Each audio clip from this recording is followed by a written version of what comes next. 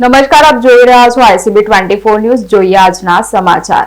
આંતરરાષ્ટ્રીય પતંગ મહોત્સવમાંથી વડોદરાનું નામ કપાયું છે. દર વર્ષે યોજાતા આંતરરાષ્ટ્રીય કાઇટ ફેસ્ટિવલની યજમાનીમાંથી આ વર્ષે વડોદરાને બાકાત રાખવામાં આવતા પતંગ રસિકોમાં ચિંતા વ્યાપી હતી.